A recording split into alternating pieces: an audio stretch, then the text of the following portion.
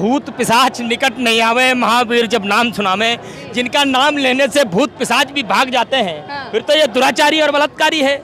और ये बेटियां आज हनुमान जी के पास अपनी अर्जी को लेकर के आई हैं, क्योंकि ये मान चुकी है इस हिंदुस्तान में कोई इंसान ऐसा बचा नहीं है जो इन्हें न्याय दिला सकता है, क्योंकि इस हिंदुस्तान में मानवता मर गई है। और यहाँ जो आप इतने पुरुष देख रही हैं, वहाँ उतनी ही संख्या में आप महिलाएं देखेंगी, तब मुझे लगता है ये लड़ाई कामयाब होगी। नमस्कार, आप देख रहे हैं जनता लाइव, मैं हूँ आप साथ रवीना। आप नारेबाजी साफ साफ सुन सकते हैं कि बृजभूषण को गिरफ्तार करो, सीधे नारेबाजी की जा रही है। ये पहलवान है जो आज जंतर मंतर से निकलकर सीपी के हनुमान मंदिर तक पद यात्रा करते हुए जा रहे हैं कि जो जनता है, जो देश की जनता है, उनके पास इनकी आवाज पहुंच पाए, देश के कोने कोने तक इनकी आवाज पहुंच पाए। लगातार आज दूसरा दिन है पदयात्रा का। कल भी सीपी में यह पदयात्रा निकाली गई थी। जो लोग मौजूद हैं इस रैली में, उनसे बातचीत करवाने की कोशिश करेंगे और क्या लग रहा है कि कितना असर पड़ेगा इस चीज से।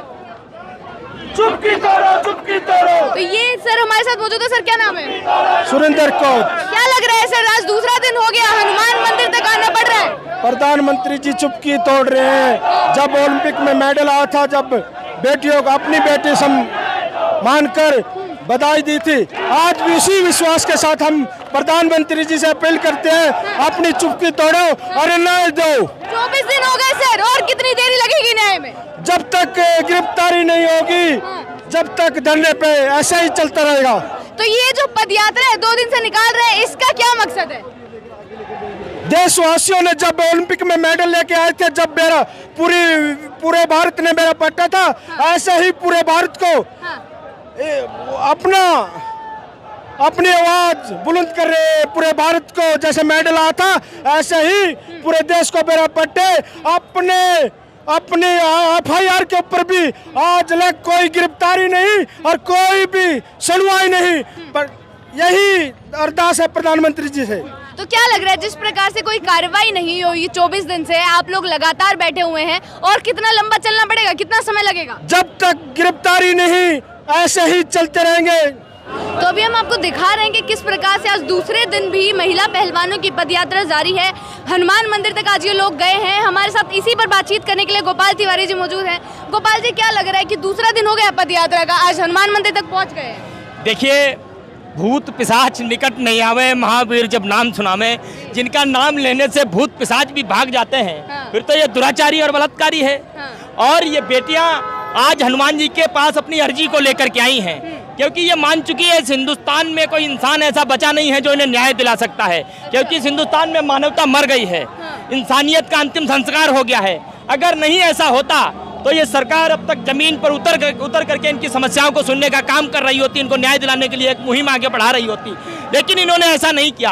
और आज ये स्वयं हनुमान जी की चौखट पर आए हैं। और मैं उदाहरण देकर के आपको बताना चाहता हूँ कि बीते 2-3-4 दिन पहले कर्नाटक में हनुमान जी का अपमान करने का प्रयास किया था किसी एक दल ने, किसी एक पार्टी ने। अपमान करने का कहाँ प्रयास किया था सर? वो तो कांग्रेस को बोल रहे थे कि बजरंगबली को कैद कर। मैं क्या कह रहा हूँ, अपमान करने का प्रयास किया था।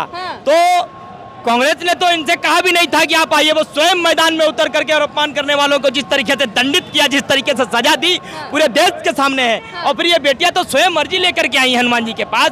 मुझे पूरी उम्मीद है कि आज ये इनके पास आई हैं, आप बहुत जल्द देखिएगा ये न्याय के दरवाजे तक पहुंचेंगी, और जो दुराचारी है, जो बलात्कारी है, वो आपको जेल में दिखाई देगा। और सिर्फ इतना ही नहीं, अब सिर्फ बृजभूषण ही जेल नहीं जाएगा, अब जो है वो ठाकुर साहब हैं जो खेल मंत्रालय को संभाले, उनको भी अपने पद से इस्तीफा देना पड़ेगा, ये भी आप देखिएगा। लेकिन आप उनको क्यों बोल रहे हैं? क्योंकि बात तो यहाँ पर सीधा बृजभूषण, वो लगातार इन बेटियों को झूठा साबित करना चाहते हैं, अनर्गल प्रलाप कर रहे हैं, इन बेटियों पे ही आरोप लगा रहे हैं। जो कमेटी बनी है, उस कमेटी में भारतीय जनता पार्टी के चमचे बैठे हैं, दलाल बैठे हुए हैं, और वो उनको अच्छा बता रहे हैं, हमारी बेटियों को खराब बताने का प्रयास कर रहे हैं। और इसलिए सजा हर उस शख्स को मिलेगी जो हमारी इन बेटियों की न्याय की लड़ाई में इनके साथ नहीं खड़ा है, और अन्यायियों के साथ खड़ा होकर के हमारी इन बेटियों की अस्मत के साथ खिलवाड़ करने का कोशिश कर रहा है। हम देख सकते हैं कि जो बजरंग पुनिया है, उन्होंने हाथ में गदा ले ली है, और जब वो बजरंगबली के पास पहुंचे हैं, देखिए, एक बजरंगबली वो था जब सीता का हरण करके रावण लेकर के गए थे,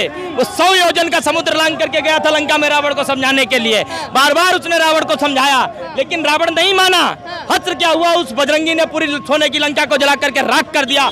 एक एक बजरंगी बीते 24 दिनों से अपनी बहनों की लाज बचाने के लिए इन सड़कों पर बैठा है और बार बार इस सरकार को चेताने और समझाने का काम कर रहा है, लेकिन ये सरकार सुनने को तैयार नहीं है। तो स्वयं वो बलिष्ठ भी है, स्वयं बजरंगबली का प्रतीक है और आज उनका गदा लेने के लिए, उनका आशीर्वाद लेने के लिए अपनी बहनों को लेकर के संकट मोचन के पास पहुंचा और संकट मोचन जिसका संरक्षण करने के लिए मैदान में उतरे, फिर कोई भी रास्ते में दिखाई नहीं देता, चाहे वो ब्रजभूषण हो और चाहे वो ठाकुर साहब हो। 24 दिन हो गए सर, जनता का इतना समर्थन देखकर क्या कहना चाहेंगे, क्योंकि सड़क पूरी भरी हुई है। देखिए, आज ये लड़ाई सिर्फ पहलवानों की नहीं है, ये लड़ाई देश की हर उस बेटी की है जिसके साथ अन्याय होता है, जिसके साथ शोषण होता है और वो डर के मारे अपनी आवाज को नहीं उठा पाती हैं। आज ये उनके लिए केंद्र बिंदु बनी है और ये बाहर निकल करके देश की बेटियों को ये भी कहना चाहती हैं कि तुम निकलो बंद मकानों से और जंग लड़ो बेईमानों से, और बाहर निकल करके उनको ये संदेश दे रही हैं कि जिस मजबूती और जिस हौसले के साथ हमने विदेशी सरजमी पर तमाम पहलवानों को धूल चटाकर के इस देश को चमचमाते हुए मेडल दिलाए, इस देश का मान सम्मान बढ़ाया, तिरंगे का मान सम्मान बढ़ाया, उसी मजबूती के साथ, उसी हौसले के साथ इन तमाम बलात्कारियों के खिलाफ, इन तमाम पापाचारियों के खिलाफ हम लड़ाई लड़ रहे हैं। आप सब आइए, हमारी आवाज में आवाज मिलाइए, क्योंकि अभी नहीं तो फिर कभी नहीं। जी, आप साफ साफ संदेश दे रहे हैं कि जिस प्रकार से जाटों का सिर्फ आंदोलन बताया जा रहा था इसे। मैं तो कह रहा हूँ कि मैं मुसलमान हूँ, तो बजरंगबली और अली एक साथ खड़े हैं, उन्हें समझना पड़ेगा और नहीं समझेंगे तो फिर मुश्किल हो जाएगी। क्या मुश्किल हो जाएगी? 2024 पे निशाना साध रहे हैं। देखिए, जब सरकार तानाशाह हो जाती है तो हिंदुस्तान का इतिहास आप उठा के देखेंगे कि इसी दिल्ली में जहाँ हम खड़े हैं, कौन मुख्यमंत्री थी और कौन फकीर आया था, वो मुख्यमंत्री को फकीर और फकीर को राजा बना दिया था दिल्ली के लोगों ने। तो ये पूरे देश का की बात है और देश में लोग जो हैं वो समझते हैं हर बात को। आप अगर ये थाना पास में ही है, कनाट प्लेस थाना, इसी थाने में उन्होंने शिकायत दी है, आपने 3 महीने पहले सुन लिया होता, अब तो 4 महीने होने जा रहे हैं, तो क्यों ये सारे लोग इकट्ठा होते?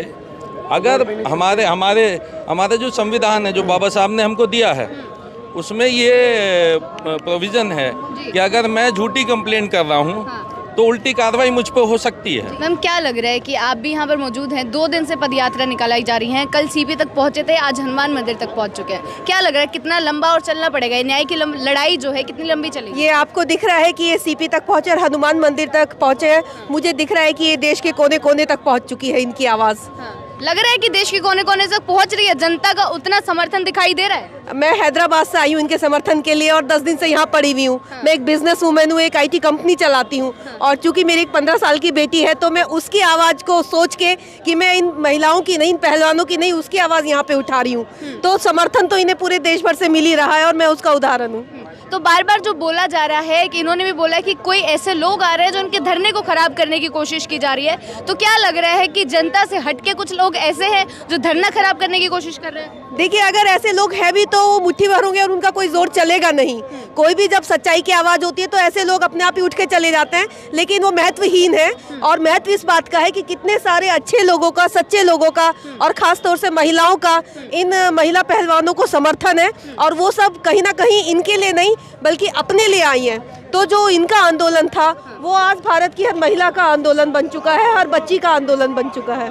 तो इतना समर्थन मिलने के बाद भी अगर कोई कार्रवाई नहीं हो रही, अगर गिरफ्तारी नहीं हो रही, तो इसको किस तरीके से देखा जाए? फिर इसको इस तरह से देखा जाएगी, समाज की जो व्यवस्था है वो बहुत ही रसातल में जा चुका है, समाज बहुत ही रसातल में जा चुका है।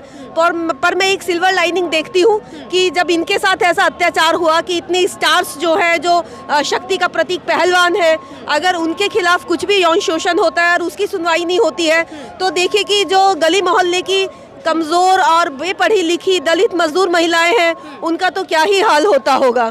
तो आपने दलित महिलाओं की बात की है, जो भीम आर्मी के चीफ है चंद्रशेखर आज़ाद यहाँ आ चुके हैं, 2 दिन से वो इन्हीं के साथ मौजूद हैं। क्या लग रहा है इससे बदली जाएगी जो तस्वीर एक देखी जा रही थी कि जाटों का आंदोलन है? ये तस्वीर तो मुझे लगता है कि पहले भी बहुत सारे पुरुष नेता आए हैं, लेकिन ये तस्वीर तभी बदलेगी जब मेरे जैसी महिलाएं आगे आकर अपनी लड़ाई खुद लड़ेंगी। किसी पुरुष के कंधों की जरूरत नहीं पड़ेगी उन्हें, और हर घर से महिलाएं उठकर, और यहाँ जो आप इतने पुरुष देख रही हैं वहाँ उतनी ही संख्या में आप महिलाएं देखेंगी, तब मुझे लगता है ये लड़ाई कामयाब होगी। जी बहुत बहुत शुक्रिया आपका। तो आप देख सकते हैं कि यहाँ पे जन सैलाब किस प्रकार से जा रहा है। ये लोग पूरी 2 दिन से पद यात्रा निकाल रहे हैं। आज हनुमान मंदिर में पहुंचे हैं, कल सीपी के गेट नंबर 6 पर पहुंचे थे। लगातार जो लोग हैं यहाँ पर वो इनके समर्थन में है। जनता तक बात पहुंचाने के लिए ये शुरू की गई है पद यात्रा, ताकि देश में कोने कोने तक इनकी आवाज़ पहुंची जाए और जो न्याय की मांग कर रहे हैं वो न्याय इन्हें मिल पाए। जनता के मुद्दे आप तक पहुंचाते रहेंगे, बने रहे हमारे साथ। शुक्रिया।